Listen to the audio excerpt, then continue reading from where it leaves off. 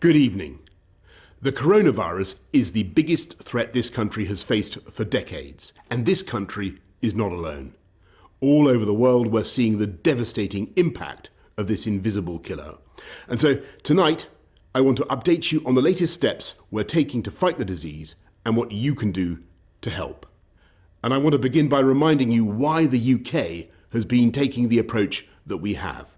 Without a huge national effort to halt the growth of this virus, there will come a moment when no health service in the world could possibly cope, because there won't be enough ventilators, enough intensive care beds, enough doctors and nurses. And as we've seen elsewhere in other countries that also have fantastic healthcare systems, that is the moment of real danger.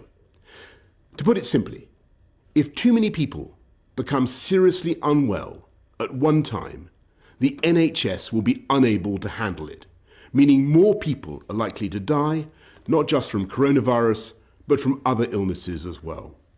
So it's vital to slow the spread of the disease, because that is the way we reduce the number of people needing hospital treatment at any one time, so we can protect the NHS's ability to cope and save more lives. And that's why we've been asking people to stay at home during this pandemic. And though huge numbers are complying, and I thank you all, the time has now come for us all to do more. From this evening, I must give the British people a very simple instruction.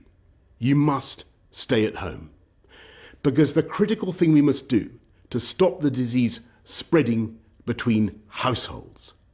That is why people will only be allowed to leave their home for the following very limited purposes. Shopping for basic necessities as infrequently as possible. One form of exercise a day, for example, a run, walk or cycle, alone or with members of your household. Any medical need to provide care or to help a vulnerable person. And travelling to and from work, but only where this is absolutely necessary and cannot be done from home. That's all. These are the only reasons you should leave your home. You should not be meeting friends. If your friends ask you to meet, you should say no. You should not be meeting family members who do not live in your home. You should not be going shopping except for essentials like food and medicine. And you should do this as little as you can. And use food delivery services where you can.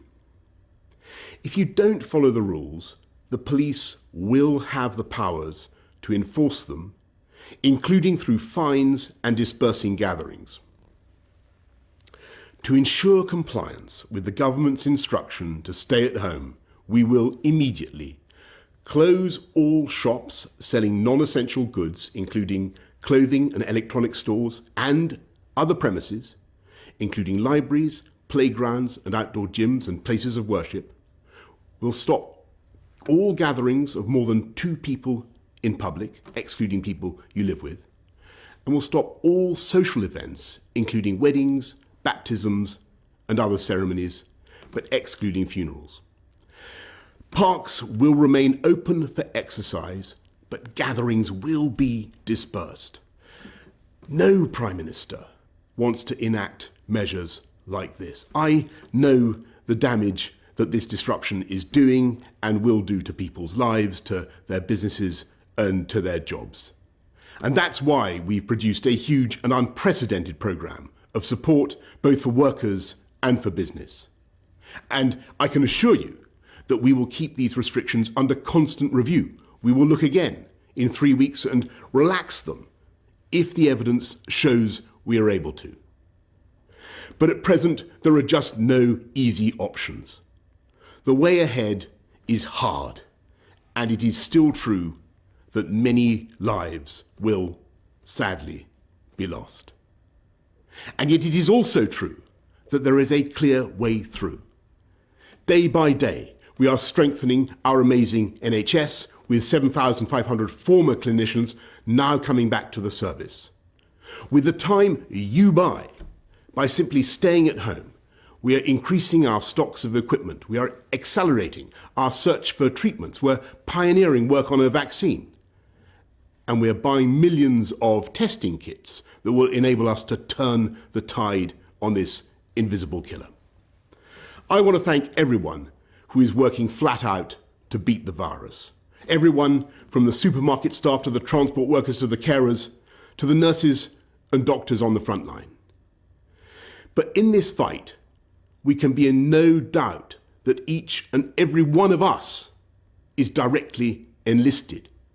Each and every one of us is now obliged to join together to halt the spread of this disease, to protect our NHS and to save many, many thousands of lives. And I know that as they have in the past, so many times, the people of this country will rise to that challenge and we will come through it stronger than ever. We will beat the coronavirus and we will beat it together.